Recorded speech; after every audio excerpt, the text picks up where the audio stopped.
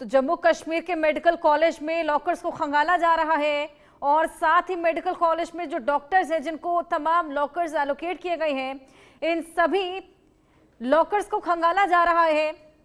Jammu medical college में ये जांच पड़ताल की जा रही है। ये देखिए लॉकर्स की तस्वीरें भी आपको दिखा रहे हैं। मेडिकल कॉलेज में जो तमाम लॉकर्स हैं जिनको अलॉट किया गया है डॉक्टर्स को, इन सभी को खंगाला जा रहा है। ये बेहद बड़ी कार्रवाई को अंजाम दिया जा रहा है और इन लॉकर्स को खंगालना बेहद ज़्यादा ज़रूरी भी हो जाता है, क्योंकि जो तमाम डायरीज और डॉक्यूमेंट्स इन लॉकर्स में मिल सकते हैं। अजय जांड्याल हमारे सहयोगी हमारे साथ जुड़ गए हैं। अजय, लॉकर्स को खंगाला जा रहा है, किस तरीके से जांच पड़ताल देखने को मिल रही है?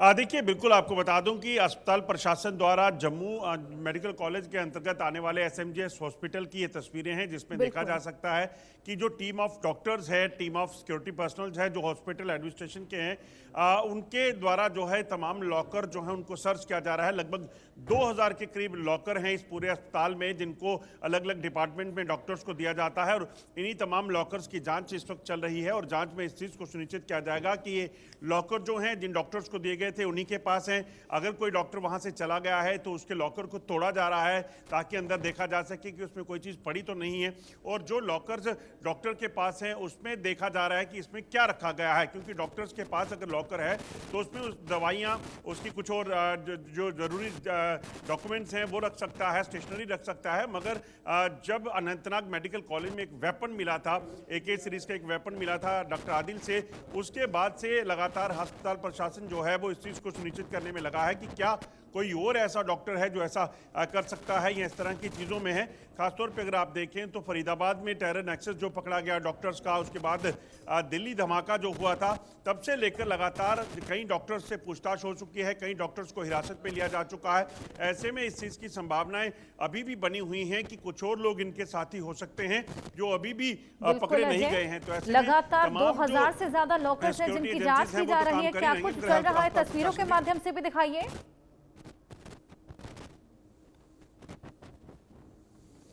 देखिए, मैं आपको बता दूं कि इस वक्त हम अस्पताल से बाहर आ चुके हैं, इसलिए मैं अंदर लाइव तस्वीरें आपको नहीं दिखा सकता, मगर जो तस्वीरें हमने पहले दिखाई थी उसमें देखा जा सकता है कि किस तरीके से लॉकर जो हैं उन लॉकर्स की जांच चल रही है। एक एक लॉकर को भीतर से देखा जा रहा है।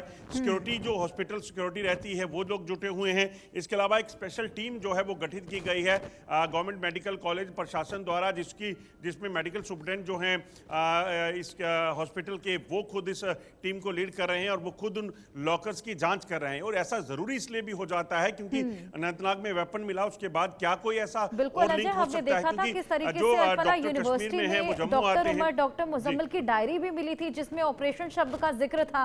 इस तरह की डायरी भी एक बेहद बड़ा सबूत साबित हो सकती है और हो सकता है कि इन्हीं लॉकर्स में से ऐसा कुछ संदिग्ध मिल जाए।